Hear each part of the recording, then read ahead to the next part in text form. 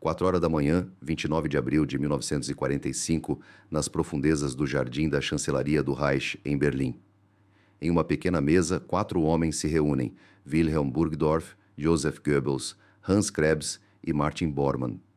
Eles testemunham Adolf Hitler assinar seu testamento. A cidade lá fora é bombardeada pela artilharia soviética. Dentro do bunker, Bormann redige o documento mais importante de sua vida. 2 dias depois, Bormann está morto na ponte de Berlim, coberta de escombros, com um frasco de cianeto na mandíbula.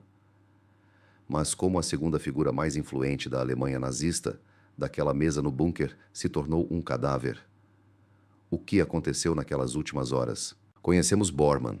Nascido em 17 de junho de 1900, ingressou nos Freikorps em 1922 e cumpriu pena por assassinato em 1924.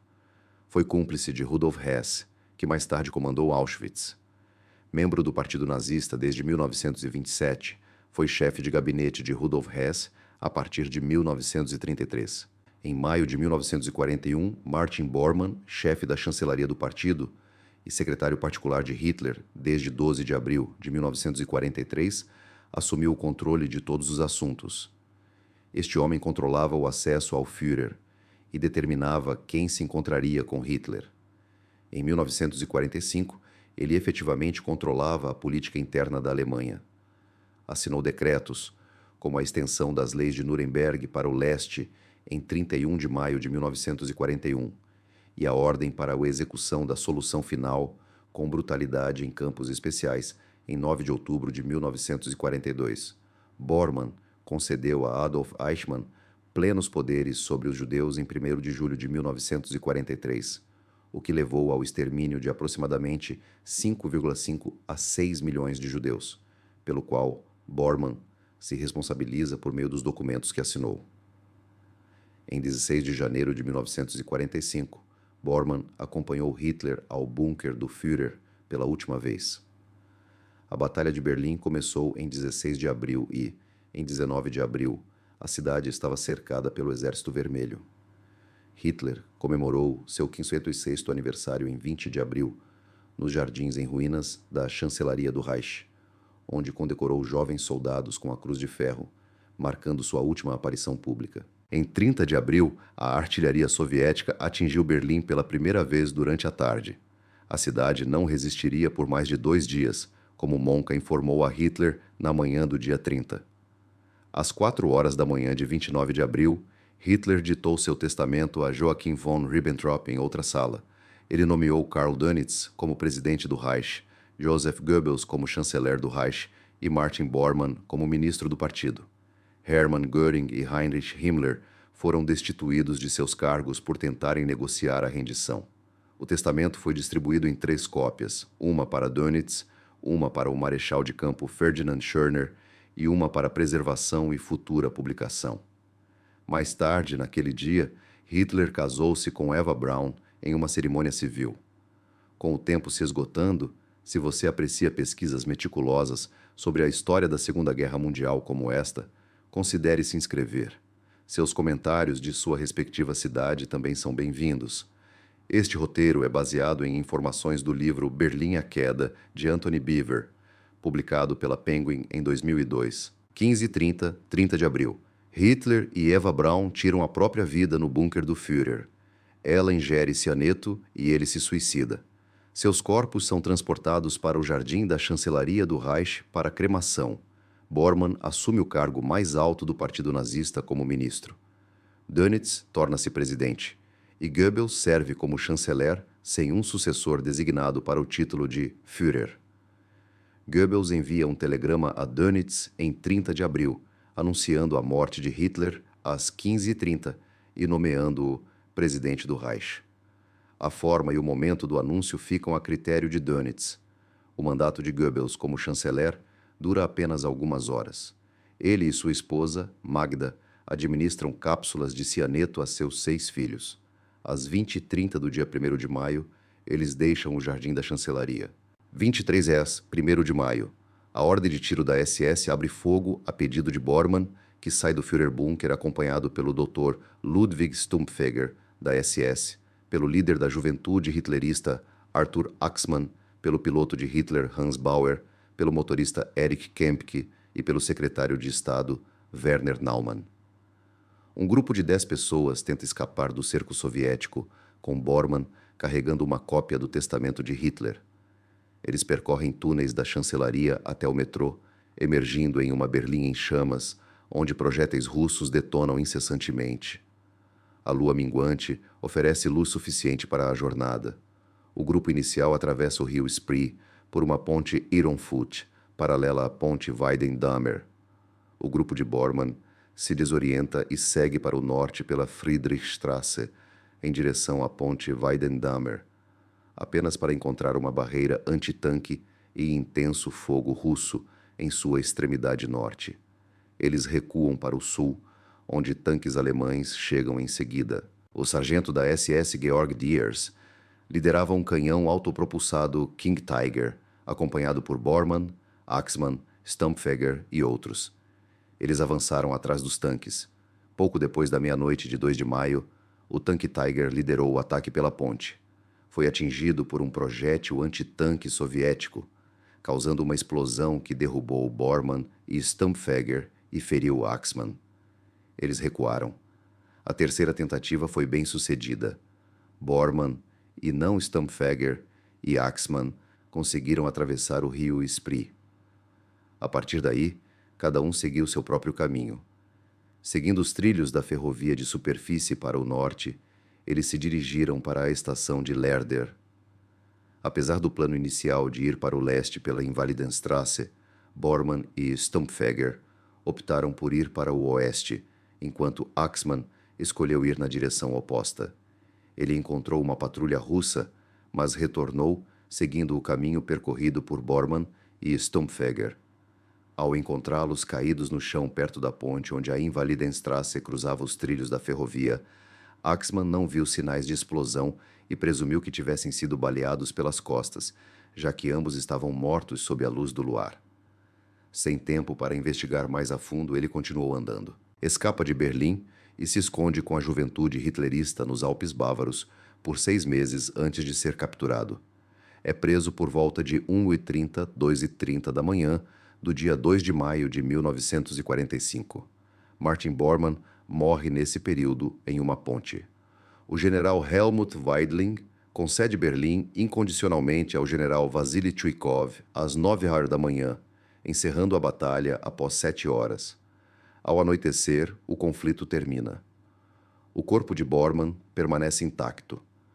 Uma semana depois, em 8 de maio, um carteiro aposentado chamado Albert Krumno recebe ordens dos soviéticos para enterrar 2 corpos perto da ponte ferroviária próxima à estação de Lerder. Krumno e seu colega Wagenfall executam a tarefa.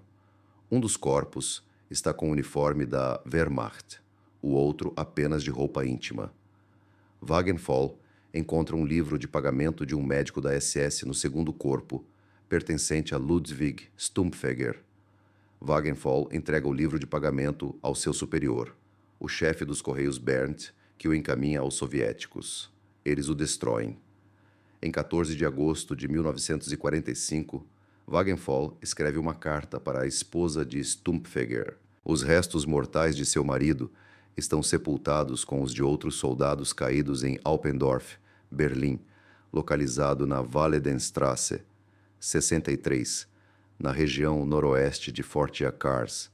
Contudo, o paradeiro de Bormann permanece incerto. Os soviéticos jamais admitiram ter encontrado seu corpo. Seu destino está envolto em mistério. Esse enigma se desenrola em Nuremberg, em 18 de outubro de 1945.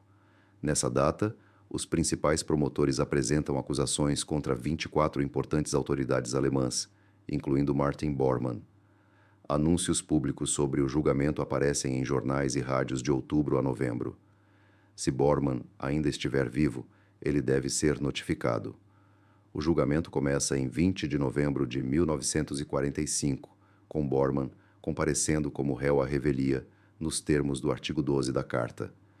Ele enfrenta 3 acusações: conspiração para travar uma guerra de agressão, crimes de guerra e crimes contra a humanidade. O tenente Thomas Lambert Jr. é designado para a acusação, enquanto Friedrich Borgold assume a defesa. A acusação alega que Bormann esteve ativamente envolvido no planejamento da maioria das leis antissemitas aprovadas pelo regime. Borgold argumenta que é impossível condenar um indivíduo falecido, mas não possui provas da morte de Bormann. A natureza enigmática das ações de Bormann permite que as acusações da promotoria sobre seu papel na tomada de decisões permaneçam incontestadas. Em 1º de outubro de 1946, foi proferido o veredicto: culpado de crimes de guerra e crimes contra a humanidade, inocente da acusação de conspiração para travar uma guerra de agressão.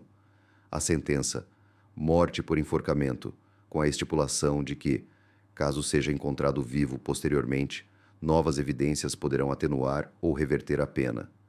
Este caso foi citado na Argentina, Espanha, Dinamarca, Itália, América do Sul e Austrália. A esposa de Bormann foi colocada sob vigilância, caso ele tentasse contatá-la. Jacob Glass, seu motorista de longa data, afirma ter visto Bormann em Munique em julho de 1946. Reinhard Gehlen, um oficial da inteligência militar, alega em sua autobiografia que Bormann era um espião soviético que fugiu para Moscou. Simon Wiesenthal postula que Bormann está escondido na América do Sul. A CIA e o governo da Alemanha Ocidental tentaram localizá-lo, mas sem sucesso.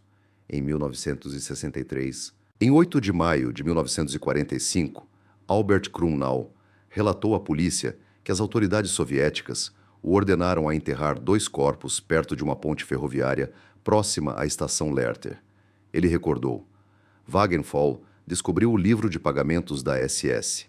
Escavações realizadas em 20 e 21 de julho de 1965, no local indicado por Axmann e Krumnau, não revelaram nada.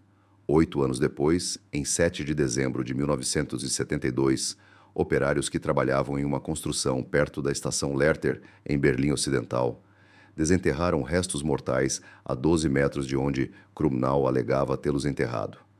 A autópsia revelou fragmentos de vidro nas mandíbulas de ambos os esqueletos e cápsulas de cianeto que eles teriam mordido para evitar a captura.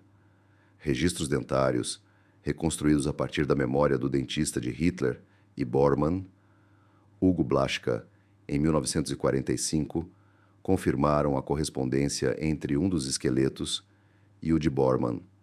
A lesão na clavícula correspondia às que os filhos de Bormann relataram que ele sofreu em um acidente a cavalo em 1939. Peritos forenses determinaram que o tamanho do esqueleto e o formato do crânio eram idênticos aos de Bormann. O segundo esqueleto foi identificado como sendo de Stumpfegers. Em 1973, foram concluídas as reconstruções faciais em 2 crânios, após a sobreposição de imagens cranianas em fotografias de rostos masculinos.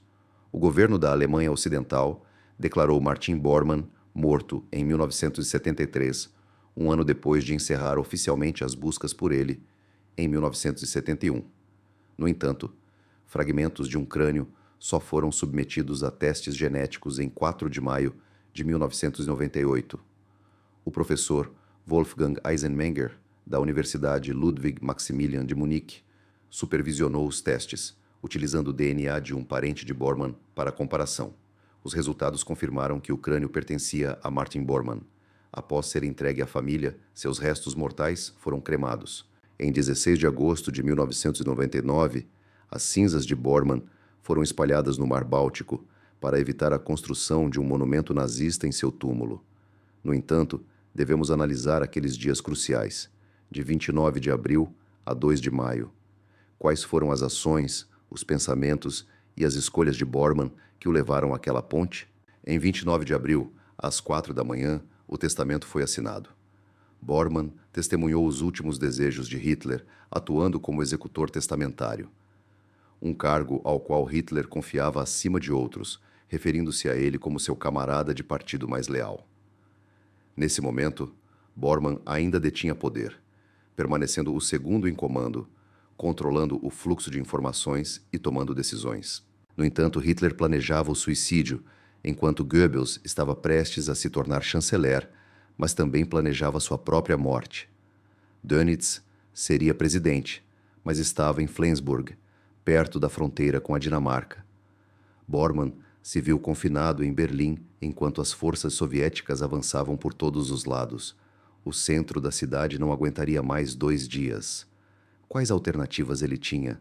Deveria permanecer no bunker e aguardar os soviéticos ou fazer uma tentativa desesperada de fuga? Escapar da captura, evitar interrogatórios e enfrentar a possibilidade de execução ou um julgamento público? Bormann compreende as consequências de seus atos, das ordens que emitiu, dos documentos com sua assinatura. Milhões de vidas perdidas. Ele sabe o que o espera se for capturado. Ou poderia tentar uma fuga. 10 tentativas estão sendo planejadas. Bormann faz sua escolha. Leva consigo uma cópia do testamento de Hitler. Talvez para entregá-la a Dönitz, ou como prova de autoridade, ou simplesmente porque Hitler o instruiu a agir como executor. Na tarde de 30 de abril, Hitler e Eva Braun tiram a própria vida. Seus corpos são cremados. Bormann, agora oficialmente ministro do partido, mas com Hitler morto. O que isso significa? Com Goebbels prestes a morrer, tanques soviéticos patrulhando as ruas, o Reich desmoronando a cada hora. Bormann permanece no bunker, espera, planeja. Os grupos de fuga estão sendo formados. O grupo de combate de Monka está na superfície. Outros preparam rotas subterrâneas. Bormann se junta a um desses grupos. Ludwig Stumpfegger, 41 anos, 1,93 m de altura, médico pessoal de Hitler. Arthur Axmann, de 31 anos, especialista em ortopedia e traumatologia, foi chefe da juventude hitlerista a partir de 1940. Ele perdeu o braço direito em Stalingrado. Hans Bauer, de 50 anos, era piloto de Hitler desde 1932. Erich Kempke, de 44 anos, era o motorista de Hitler. Werner Naumann, de 43 anos, ocupava o cargo de secretário de Estado no Ministério da Propaganda de Goebbels. Eles estavam acompanhados por Bormann. Esses homens não serviram como soldados, mas sim pilotaram aviões, dirigiram carros, Kempke, realizaram cirurgias, Stumpfegger, escreveram propaganda, Naumann, e cuidaram de crianças, Axmann. Bormann cuidava da papelada. Diante do cerco soviético a Berlim e de uma cidade sob bombardeio constante, eles tentaram alcançar as linhas alemãs, lutando para sobreviver. No dia 1º de maio, às 23 horas, eles saíram do bunker, deixando para trás o Führer falecido, Goebbels, que se preparava para morrer, e seguiram para túneis subterrâneos. Os túneis estavam escuros, e eles ouviram explosões de projéteis acima. Seguiram pelo túnel do metrô até a estação Friedrichstraße, emergindo na superfície. Arthur Axmann, de 31 anos, especialista em ortopedia e traumatologia, era o responsável pela juventude hitlerista desde 1940, mas perdeu o braço direito em Stalingrado. Hans Bauer, de 50 anos, pilotava aviões para Hitler desde 1932. Erich Kempke, de 44 anos, era o motorista de Hitler. Werner Naumann, de 43 anos, era secretário de Estado no Ministério da Propaganda de Goebbels. Eles estavam com Bormann e não serviram como soldados. Em vez disso, pilotavam aviões, dirigiam carros, Kempke, realizavam cirurgias, Stumpfegger, escreviam propaganda, Naumann, cuidavam de crianças, Axmann, e lidavam com a papelada, Bormann. Esses indivíduos tentavam atravessar o cerco soviético a Berlim, uma cidade sob bombardeio constante. Eles buscavam alcançar as linhas alemãs e sobreviver. No dia 1º de maio, às 23 horas, eles deixaram para trás o falecido Führer, Goebbels, que se preparava para morrer, e entraram em túneis subterrâneos. Os túneis estavam escuros e eles podiam ouvir explosões de projéteis acima deles. Seguiram pelo túnel do metrô até a estação Friedrichstraße, emergindo finalmente à superfície. A cidade está em chamas, devastada pela destruição. Tudo queima, a fumaça toma conta do ar, explosões ecoam e tiros de metralhadoras e artilharia ressoam. Atrás deles jaz a chancelaria do Reich em ruínas. As ruas estão cobertas de destroços e corpos, com tropas soviéticas por toda parte. O primeiro grupo consegue atravessar, dirigindo-se a uma passarela de ferro paralela à ponte Weiden-Demmer, mas o grupo de Bormann se perde. Sem conseguir encontrar a passarela, eles optam pela ponte principal. A Friedrichstraße se estende para o norte sobre a água pulverizada em Weiden-Demmer, uma venerável estrutura antiga construída no século XVII e que ostenta uma intrincada estrutura de ferro fundido de 1824. Grades ornamentadas de ferro forjado, lanternas e águias imperiais a adornam. Em 1945, no entanto, ela serve como campo de batalha, com uma barreira antitanque na extremidade norte e posições soviéticas, onde intensos disparos irrompem. O grupo recua para celebrar a extremidade sul, apenas para encontrar tanques alemães surgindo de uma origem desconhecida.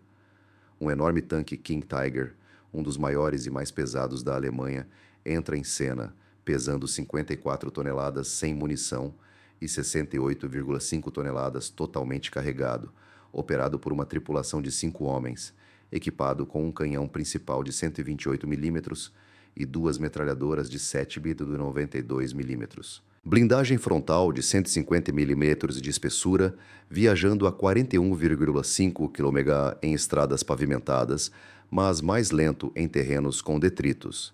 Classificado como um canhão de assalto autopropulsado, semelhante ao Sturmgeschütz. Servindo como ponta de lança, grandes grupos de soldados e civis alemães o seguem. Circulam notícias de uma tentativa de fuga, todos ansiosos para atravessar o rio Spree. Pouco depois da meia-noite, o ataque começa com o tanque Tiger, liderando o caminho até a ponte. Os artilheiros soviéticos antecipam o ataque, tendo se preparado para este momento. A ponte serve como um gargalo, tornando o ataque previsível. Um projétil antitanque atinge o tanque, causando danos catastróficos e interrompendo seu avanço. A explosão gera uma onda de choque, derrubando Bormann e Stumpfegger no chão. Axemann fica ferido. O ataque falha, eles recuam. Uma segunda tentativa resulta no mesmo desfecho. Outro tanque é atingido, ceifando mais vidas. Eles se reagrupam na extremidade sul da ponte para uma nova tentativa por volta da meia-noite. Desta vez, alteram sua estratégia, espalhando-se e utilizando fumaça e fogo de supressão. Após atravessarem com sucesso, Bormann, Stumpfegger e Axemann chegam ao outro lado. Atravessaram o rio Spree, estão na margem norte, mas para onde vão agora? Permanecem em Berlim, encurralados. As forças soviéticas pairam à frente, atrás, cercando-os. Os trilhos da ferrovia levam para o norte. Caminham por eles, rumo à estação Lerner, um importante entroncamento ferroviário. Talvez ofereçam transporte, ou um vislumbre das forças alemãs, talvez uma rota de fuga. Bormann e Stumpfegger permanecem juntos, inicialmente acompanhados pelo homem do machado. Ao chegarem à estação Lerner, avaliam sua situação. Bormann e Stumpfegger cogitam seguir para leste pela Invalidenstraße, uma rua que atravessa o distrito de Moabit de leste a oeste, possivelmente buscando contornar as posições soviéticas ou localizar forças alemãs no leste. O homem do machado defende ir para oeste. Eles se separam, cada um por si agora. O grupo se dispersa. O instinto de sobrevivência reina supremo. O homem do machado escolhe o oeste, mas avança pouco antes de encontrar uma patrulha soviética. Ele tem sorte. Não o capturam imediatamente. Em fuga, ele muda de direção, seguindo o percurso para leste feito por Bormann e Stumpfegger na Invalidenstraße. Movendo-se rapidamente, com desespero, ele foge, perseguido por tiros e artilharia. Os soviéticos estão por toda parte. Ele chega a uma ponte onde a Invalidenstraße cruza os trilhos da ferrovia e ali encontra duas figuras sem vida, deitadas de costas sob a estrutura. O luar ilumina seus rostos, revelando Martin Bormann e Ludwig Stumpfegger, ambos mortos. O homem do machado para, examinando-os, mas não encontra sinais de ferimentos ou sangue. Ele presume que foram baleados pelas costas, mortos por balas soviéticas. Ele não pode se demorar. Continua sua fuga, consciente do perigo a cada segundo que passa ali. Finalmente, ele escapa de Berlim e se esconde na Baviera. 6 meses depois, ele é capturado. Era por volta de 1h30 às 2h30 da manhã de 2 de maio de 1945. Dentro desse intervalo de 1 hora, Martin Bormann dá seu último suspiro. Aos 44 anos, nascido em Wegeleben, ele encontra seu fim em uma ponte de Berlim, vestindo apenas roupa íntima ou seu uniforme da Wehrmacht. Ministro do partido, executor testamentário de Hitler, criminoso de guerra, assassino em massa e arquiteto do genocídio, ele morre no chão. Os detalhes de seus últimos momentos são debatidos. Encontrado com um pedaço de vidro cheio de cianeto na mandíbula, especula-se sobre o que aconteceu naqueles instantes finais. Axemann, ferido, mas aparentemente sem ferimentos físicos, pensou que fossem tiros soviéticos. No entanto, uma autópsia em 1972 revelou a presença de uma cápsula de cianeto na mandíbula, indicando suicídio. O que o levou a esse ato? Uma patrulha soviética iminente, a ameaça de captura e o medo do interrogatório e do julgamento foram fatores prováveis. Ele foi forçado a morder o vidro quando os soldados soviéticos se aproximaram. Axemann e Stumpfegger fizeram um pacto encontrando seu fim juntos para escapar da justiça. Ambos morreram nas proximidades, a apenas 12 metros de distância um do outro, atrás da ponte da Invalidenstrasse, que cruza a linha férrea. Esse local ficava a 12 metros de onde Krumno os enterrou 8 dias depois, no cemitério de Alpendorf, Invalidenstrasse 63. Surpreendentemente, operários da construção civil descobriram suas sepulturas rasas em 1972, a apenas 12 metros do local do enterro. Os detalhes são significativos. Eles mencionam a ponte onde a Invalidenstrasse cruza os trilhos da ferrovia, o local próximo de onde Krumno os enterrou às pressas, sob ordens soviéticas, pressionando para um rápido retorno ao trabalho. O conflito terminou, mas uma nova fase de controle começa em Berlim. Inúmeros corpos jazem pelas ruas da cidade, incluindo milhares, e 2 outros são insignificantes para os soviéticos. Enterrem-nos. Continuem. Mas um desses corpos é o de Martin Bormann, a segunda figura mais poderosa da Alemanha nazista, signatário do genocídio e executor do testamento de Hitler. Contudo, sua identidade permanece desconhecida para os soviéticos, que não o reconhecem. Wagenfuhl localiza o livro de pagamento de Stumpfegger e o envia para a destruição. A identificação de Bormann desaparece, possivelmente saqueada, possivelmente perdida ou removida deliberadamente. Seu corpo se torna mais um anônimo em uma cidade repleta deles. 2 décadas e 7 anos depois, o julgamento de Nuremberg o condena à revelia e o sentencia à morte. Surgem avistamentos em todo o mundo, investigações da CIA, buscas na Alemanha Ocidental, uma recompensa de 100.000 marcos alemães em 1964. Simon Wiesenthal o caça. Reinhard Galen afirma que ele fugiu para Moscou. Inúmeras teorias abundam: Argentina, Paraguai, Chile, Equador, Flórida. O enigma se aprofunda, a história se expande. Será que Bormann conseguiu escapar? Talvez tenha escondido riquezas nazistas. Poderia ter preparado rotas de fuga? Estaria ele vivendo confortavelmente na América do Sul, com outros nazistas foragidos? Como o cadáver permanece não identificado, as especulações se multiplicam. No entanto, em 2 de maio de 1945, Bormann exalou seu último suspiro por volta de 1h30 às 2h30 da manhã, em uma ponte perto da Invalidenstrasse e dos trilhos da estação ferroviária de Litter, em Berlim. Ele ingeriu uma cápsula de cianeto. Sua mandíbula se estilhaçou com o vidro. O veneno percorreu suas veias. A morte chegou rapidamente. Ludwig Stumpfegger estava ao seu lado. Ambos optaram pela morte em vez da captura, evadindo a justiça, escapando de julgamentos públicos, execuções públicas e da responsabilização por seus crimes.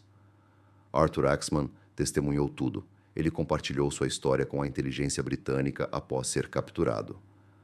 Hugh Trevor Roper, um investigador da inteligência britânica, registrou o relato de Axmann. No entanto, Roper deixou a questão da morte de Bormann sem resposta em sua publicação de 1946, Os Últimos Dias de Hitler. O relato de Axmann era preciso em relação a outros incidentes, mas ele pode ter mentido sobre Bormann, possivelmente para protegê-lo ou porque foi subornado. Talvez Bormann tenha escapado e Axmann tenha ajudado a fabricar a história de sua morte. Trevor Roper permaneceu incerto, deixando o paradeiro de Bormann incerto. Uma escavação em 1965 não encontrou nada. As teorias continuaram. Em 1972, operários da construção civil descobriram 2 esqueletos a 12 metros do local de Krumnow. A cova rasa continha terra de Berlim com registros dentários, danos na clavícula e características cranianas que correspondiam às de Bormann. Fotografias compostas, reconstruções faciais, exames forenses e testes de DNA em 1998 confirmaram a identidade. Era Martin Bormann. Suas últimas horas provavelmente se desenrolaram da seguinte forma: 29 de abril, às 4h, um testamento foi feito. 30 de abril, às 15h30, Hitler morreu. 1º de maio, às 17h, Goebbels morreu. E, finalmente, em 1º de maio, às 23h, Bormann deixou o bunker.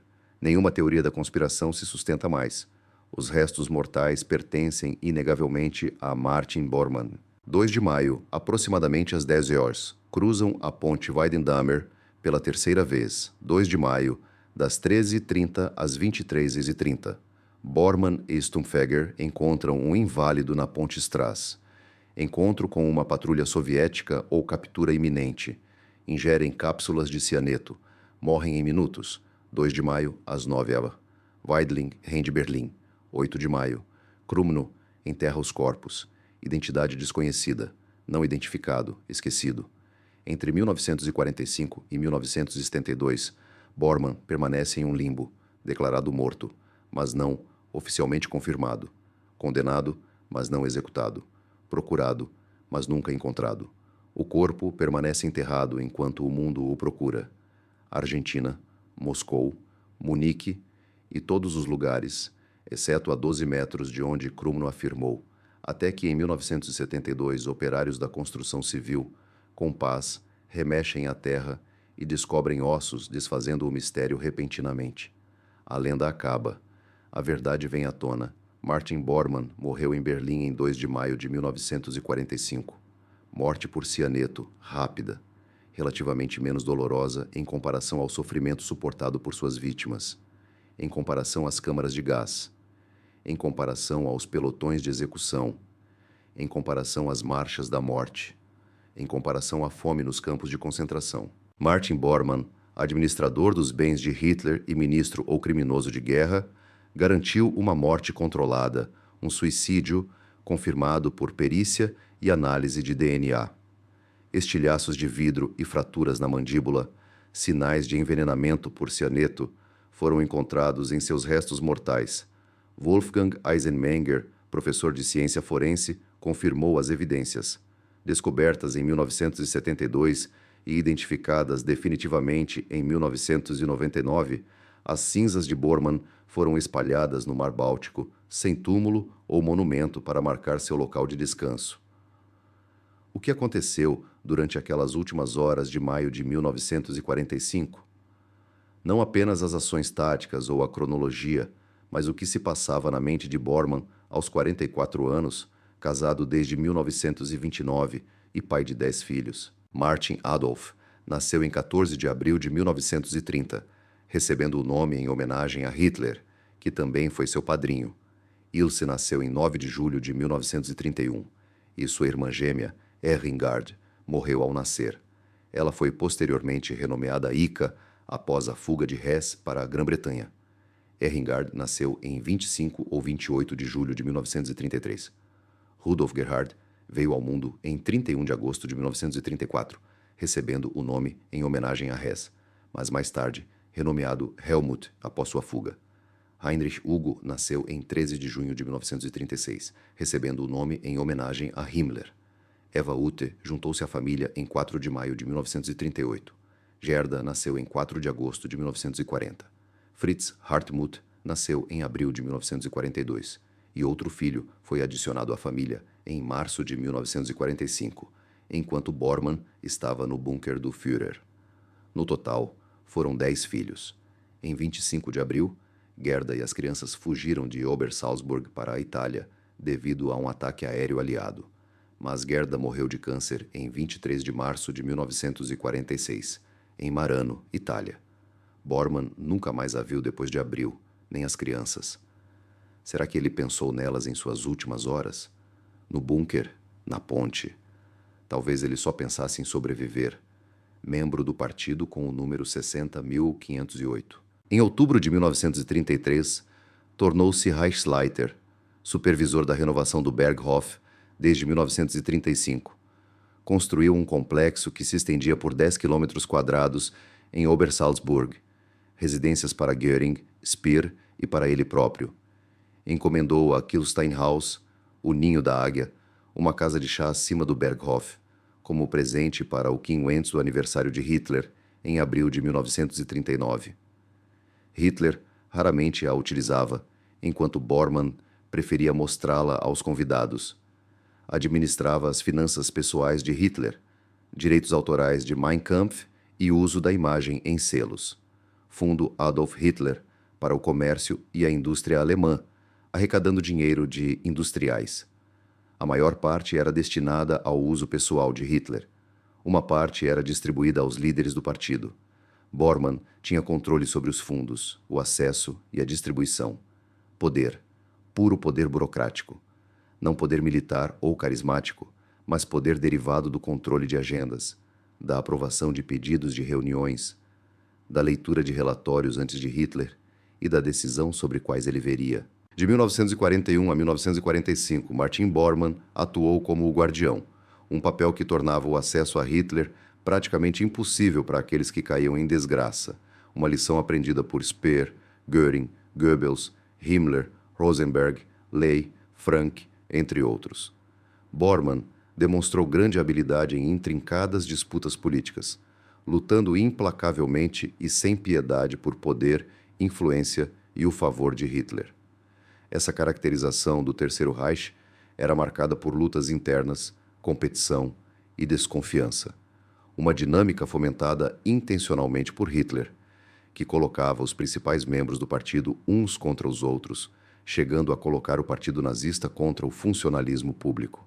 O resultado foi a consolidação e a maximização de seu poder.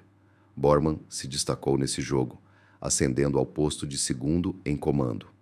Em 29 de abril, às 4 da manhã, esse segundo homem estava presente no Führerbunker, testemunhando o testamento de Hitler e atuando como executor de seu testamento. 26 horas depois, ele estava morto. A pergunta que permanece é: o que falhou? O que deu errado? Havia algo errado? Talvez essa fosse a conclusão inevitável. Talvez Bormann tenha previsto esse desfecho já em 16 de janeiro, quando acompanhou Hitler ao bunker. Talvez ele tivesse um plano de contingência ou alimentasse uma tênue esperança de fuga, mas se preparou para a morte. Possivelmente a cápsula de cianeto estava com ele o tempo todo por precaução, para captura, julgamento, escrutínio público de suas ações. Tudo o que ele sancionou, cada ordem que executou. O decreto de 31 de maio de 1941, que estendeu as leis de Nuremberg aos territórios anexados do leste, afetando judeus na Polônia, Ucrânia, Bielorrússia e nos estados bálticos, todos agora sujeitos à lei racial nazista. O decreto de 9 de outubro de 1942, que afirmava que a solução final na Grande Alemanha não poderia mais ser resolvida pela imigração. Em vez disso, exigia força implacável nos campos do leste e extermínio nos campos de extermínio, política oficial, com sua assinatura. Bormann sabia, talvez melhor do que a maioria. Ele testemunhou os documentos, assinou-os, promulgou-os. O decreto de 1943 concedeu a Eichmann controle irrestrito sobre os judeus. A Gestapo detinha jurisdição exclusiva. Aproximadamente 5,5 a 6 milhões de judeus foram exterminados, segundo a estimativa de Richard Evans, o que representava 2/3 da população judaica europeia. Bormann desempenhou um papel significativo na legislação antissemita, participando de seu planejamento e assinatura. Durante o julgamento de Nuremberg, esses fatos foram apresentados como verdadeiros, documentados e verificáveis. No entanto, é importante notar que os judeus não foram as únicas vítimas. Os eslavos também sofreram. Bormann se opôs à aplicação da lei penal alemã nos territórios orientais ocupados e, em vez disso, pressionou por um código penal separado e rigoroso. Isso levou à implementação da lei marcial para os habitantes poloneses e judeus. Em 4 de dezembro de 1941, foi emitido um edito relativo às práticas de direito penal, que abrangia os territórios orientais. Castigos corporais e penas de morte foram impostos para delitos menores. Bormann apoiou Erich Koch, Reichskommissar na Ucrânia, e seu tratamento brutal aos povos eslavos. Bormann também inspecionou fazendas coletivas nos arredores de Vinícius, na Ucrânia, expressando preocupação com a saúde e as condições físicas da população. Em uma conversa com Hitler, Bormann estabeleceu uma política em relação aos eslavos. Eles deveriam trabalhar para nós e, se não fossem necessários, poderiam morrer. A reprodução indesejada dos eslavos também era considerada desfavorável. Quanto à comida, não deveriam receber excessos. Palavras de Bormann, política de Bormann. Compartilhando a responsabilidade com Himmler, Bormann desempenhou um papel na criação da milícia Volkssturm, em 18 de outubro de 1944. Essa milícia era composta por homens aptos, com idades entre 16 e 60 anos, que eram mal equipados e treinados antes de serem enviados para lutar na frente oriental. Apesar de quase 165 mil baixas, não houve impacto significativo no avanço soviético. Com sua assinatura e autorização, Bormann esteve envolvido nesse empreendimento. Quando Bormann testemunha o último testamento de Hitler, às 4 da manhã de 29 de abril, ele entende que o que está por vir é inevitável. Ele sabe que os aliados possuem documentos incriminatórios. Ele sabe que o rastro de evidências aponta para ele. Ele sabe que sua assinatura pode ser encontrada em todos os lugares. Não há escapatória da realidade para ele. Nada de manobras burocráticas, nada de controle de acesso, nada de disputas políticas. O jogo acabou. Hitler contempla o suicídio enquanto o Reich desmorona, com as forças soviéticas a poucos quarteirões de distância e as forças aliadas ocupando a Alemanha Ocidental. As evidências são claras. Os campos foram libertados, valas comuns descobertas, sobreviventes compartilham suas histórias, documentos foram capturados, os julgamentos de Nuremberg são iminentes. Ele reflete sobre isso ao assinar seu testamento como testemunha. Pensa no iminente julgamento de Nuremberg enquanto dita seu testamento? Ou ainda está no modo burocrático, tomando notas, seguindo procedimentos, permanecendo um fiel camarada do partido? Em 30 de abril, Hitler tira a própria vida às 3h30 da tarde. Bormann torna-se o novo ministro do partido, alcançando a posição mais alta no partido nazista.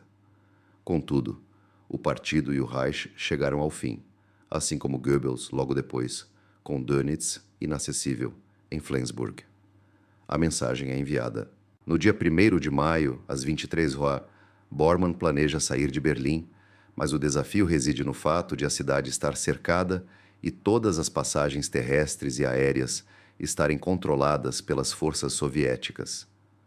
A única rota possível parece ser a pé, o que significaria navegar por uma cidade devastada pela guerra e por potenciais perigos.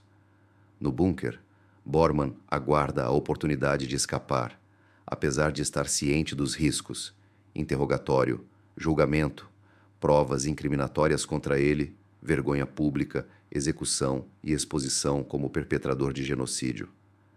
Talvez ele acredite que a fuga seja viável, espere chegar a Dönitz ou imagine que possa alterar sua identidade, se esconder e sobreviver em meio ao caos do pós-guerra, repleto de deslocados e refugiados. Ele pode pensar que conseguirá se misturar sem ser detectado. Talvez ele compreenda desde o início que se trata de um ato de autodestruição. Talvez sua tentativa de fuga apenas adie o destino inevitável. Possivelmente, A cápsula de cianeto seja o seu plano, viver se possível, morrer se não, e, acima de tudo, evitar a captura. Abster-se de ser capturado vivo, negar-lhes satisfação, negar-lhes um triunfo de propaganda, negar-lhes um julgamento, negar-lhes uma confissão, negar-lhes qualquer coisa, ingerir a cápsula, morte rápida, acabar com tudo.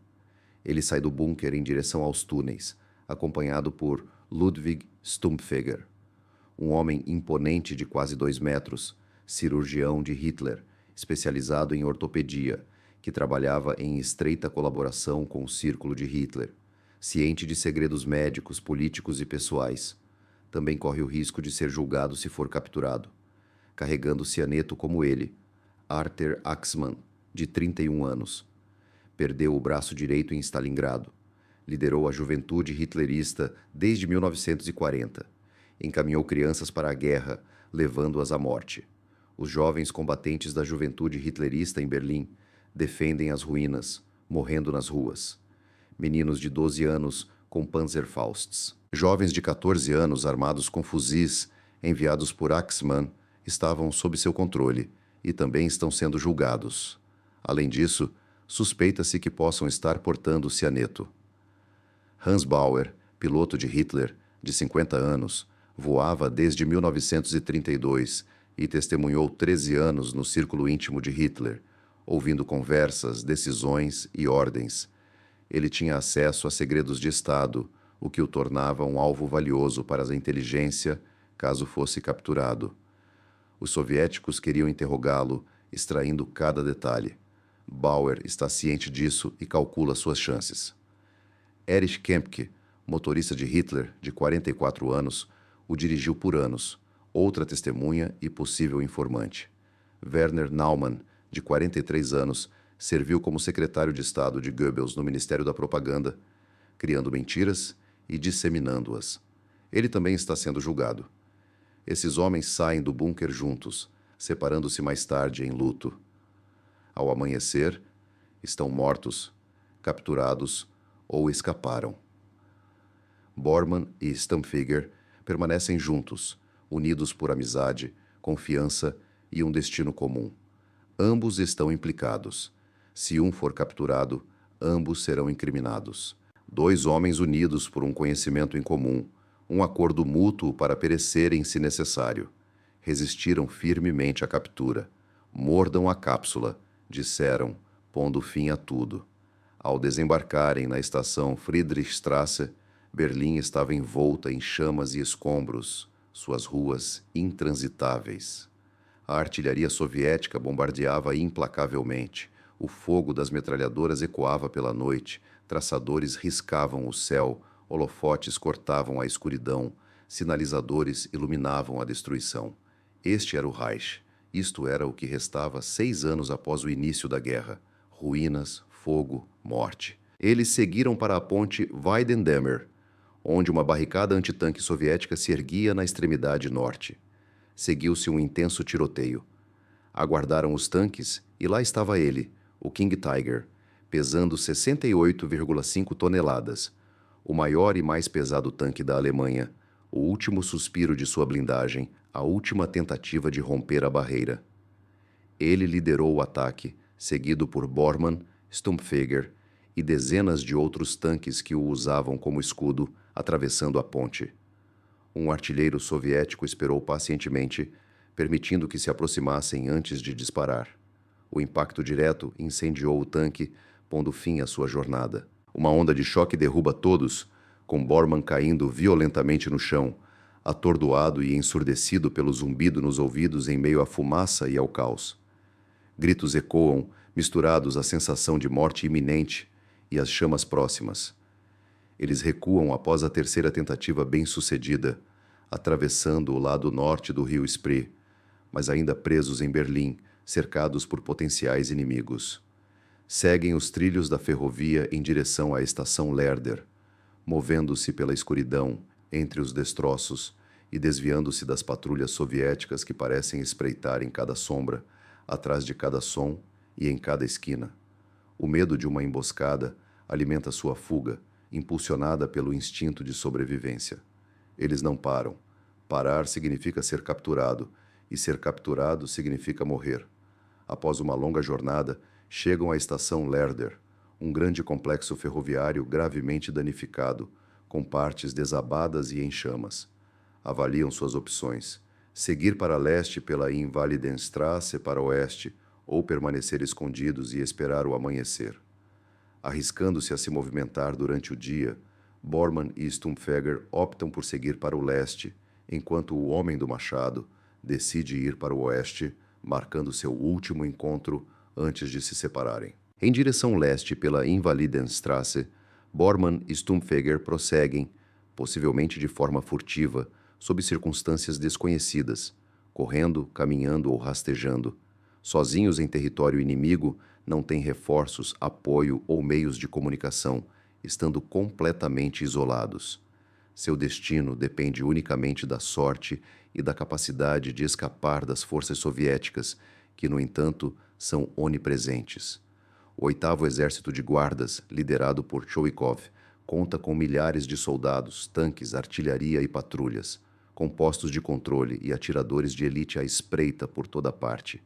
Berlim está sob controle soviético, seu território consolidado, seguro e vasculhado em busca de alemães em fuga. Ao chegarem à ponte sobre os trilhos da ferrovia, Bormann e Stumpfegger param, ouvem algo, veem algo que desperta sua suspeita. Minutos depois, um homem armado com um machado os encontra.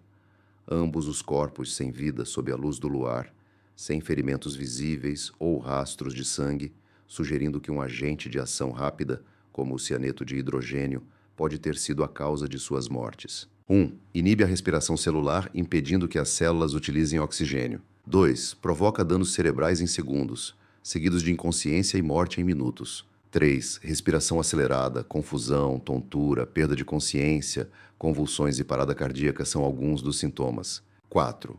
O veneno é rapidamente absorvido pelas membranas mucosas e pela boca, entrando instantaneamente na corrente sanguínea e atingindo o cérebro em segundos. 5. Causa colapso neural, parada cardíaca e morte. 6. Rápido e relativamente indolor, em comparação com ferimentos por arma de fogo, tortura ou mortes lentas. 7. Bormann morde a cápsula, fazendo com que ela se estilhasse em sua mandíbula, com fragmentos alojando-se em seu tecido gengival. 8. O veneno inunda sua boca. Ele engole, o que leva a uma respiração rápida e irregular, e a uma palpitação que eventualmente para. 9. Ele desaba, cai para trás, aterrissando de costas com o luar no rosto, morto em 2 minutos. 10. Stumpfegger, ao lado dele, morre da mesma maneira e ao mesmo tempo, deixando 2 corpos atrás da ponte, ambos membros do círculo íntimo de Hitler, mortos em solo berlinense. 1945. Solo soviético ou território inimigo. 2 de maio, 12h30, 13h30. A análise forense restringe o período.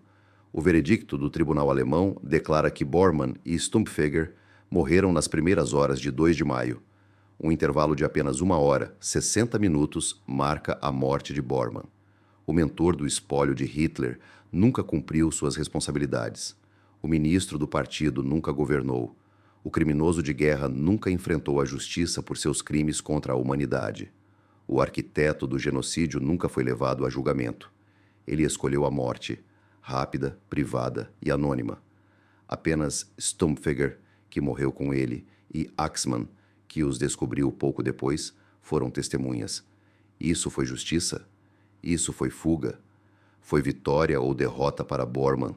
Ele evitou a captura, o interrogatório, o julgamento, a execução pública, a exposição na mídia, os depoimentos, as confissões e a responsabilização. Nesse sentido, ele triunfou, assim como controlou o fluxo de informações para Hitler. Assim como exercia influência sobre a política, a vida e a morte em toda a Europa, ele detinha a autoridade final e tomava as decisões finais. No entanto, tudo o que um dia possuiu, poder, posição, futuro, família, lhe foi perdido. Ele nunca mais encontrou Goethe, nem viu nenhum de seus 10 filhos, nem mesmo o caçula. Seu fim chegou sozinho, com um companheiro solitário, em uma ponte em ruínas. Morreu sabendo que o Reich havia caído, Hitler estava morto, e tudo o que ele construiu, serviu e em que acreditou jazia em ruínas. O Reich de 1000 anos durou apenas 12 anos. A raça superior perdeu a guerra, a nova ordem desmoronou, a visão se desintegrou. Tudo desmoronou. Ao engolir a cápsula, Bormann compreendeu esse fracasso, essa derrota, essa destruição completa. Então veio o encobrimento, não intencional, mas bem-sucedido. 8 dias depois, Krum o enterrou anonimamente, sem identificação ou registro, sem deixar qualquer lápide. 27 anos de mistério envolvem o sepultamento anônimo de Bormann. Os soviéticos destruíram seu livro de pagamentos e documentos de identificação, alimentando especulações sobre sua sobrevivência.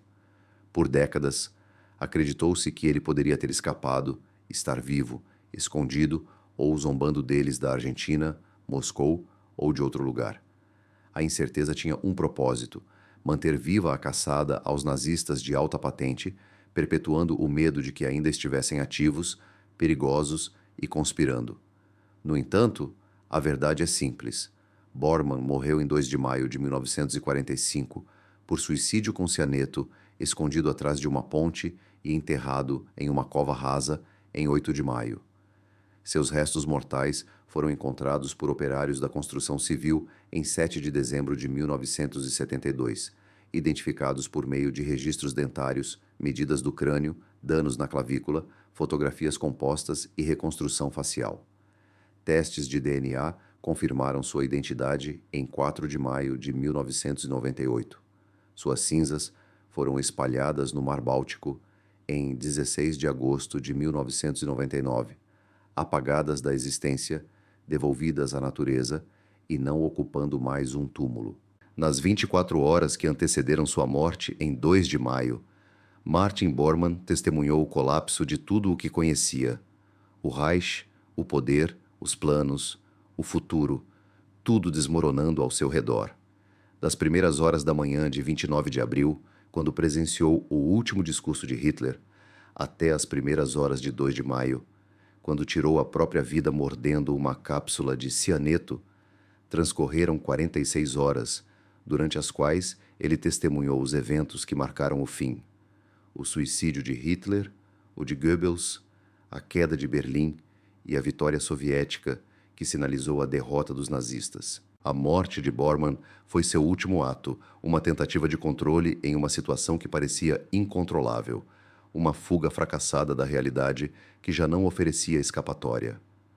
A morte foi rápida para ele, mas não lhe trouxe alívio da justiça. As lições que tiramos disso são tão claras e inflexíveis quanto o colapso do Reich. O poder é efêmero. O controle burocrático é ineficaz quando o sistema entra em colapso. Assinar documentos oferece pouca proteção quando o regime desmorona. Ser o segundo no comando não significa nada quando o primeiro está morto e o inimigo o cerca. O cianeto pode oferecer um fim rápido, mas não resolve mais nada. Bormann morreu, mas a justiça não foi feita. O julgamento nunca aconteceu. Os depoimentos nunca foram apresentados. A revelação completa nunca foi feita. Ele levou seu conhecimento para o túmulo, junto com memórias, segredos, culpa, sem jamais responder por nada disso. Ele nunca confrontou suas vítimas, nunca ouviu seus depoimentos, nunca testemunhou sua dor, nunca admitiu sua participação, nunca confessou, nunca demonstrou remorso. Ele simplesmente morreu, uma morte rápida e higienizada, fácil demais. Às vítimas foi negada essa facilidade. Judeus em campos de extermínio, eslavos em terras ocupadas, prisioneiros, crianças, idosos, doentes, todos os condenados pelos decretos de Bormann, todos os mortos pelas políticas de Bormann, todos aqueles cujas vidas terminaram sob sua assinatura. Richard Evans estima entre 5,5 e 6 milhões de judeus, além de eslavos, prisioneiros políticos, deficientes, ciganos, homossexuais e outros, milhões no total, com um número exato incerto. Estimativas conservadoras sugerem 12 milhões de prisioneiros civis e de guerra, enquanto estimativas mais altas ultrapassam 20 milhões. Qual foi o papel de Bormann nisso? Um signatário, um cúmplice, um assassino. controlador do acesso de Hitler, influenciador de políticas, responsável por inúmeras vidas perdidas, Hermann Göring. Uma morte privada em uma ponte em Berlim, não um julgamento ou condenação, apenas o ato rápido de envenenamento por cianeto em dezembro de 1972. 2 operários da construção civil, perto da estação Lerder, desenterraram restos mortais que correspondiam à descrição de Göring e seu associado Stampfeger. A 12 metros de distância, mas perto o suficiente, a localização coincidia com o depoimento de Krumnau de 1963. As autópsias revelaram fragmentos de vidro em suas mandíbulas e cápsulas de cianeto, confirmando o suicídio. Os registros dentários coincidiram.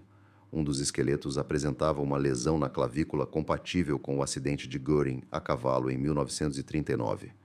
Seus filhos confirmaram a lesão e o tamanho e a forma do crânio também coincidiram. Fotos compostas correspondentes. Bormann e Stumpfegger são os esqueletos. Após 27 anos, o mistério foi desvendado. A caçada humana terminou. A verdade foi revelada. Bormann morreu em Berlim. Nunca escapou. Nunca se escondeu na América do Sul e não viveu uma vida confortável com o ouro nazista. Em vez disso, morreu rapidamente em uma ponte e foi enterrado em uma cova sem identificação por 27 anos, enquanto o mundo o procurava em outro lugar. A ironia é impecável. O homem que manipulou informações, acesso, políticas e assinou milhões de mandados de execução morreu sem reconhecimento. Aquele que controlava o fluxo de informações expirou desconhecido. Aquele que controlava o acesso morreu inacessível. Aquele que controlava as políticas morreu impotente. Aquele que assinou milhões de mandados de execução teve um fim anônimo. Ironia perfeita. Justiça perfeita na ausência de justiça.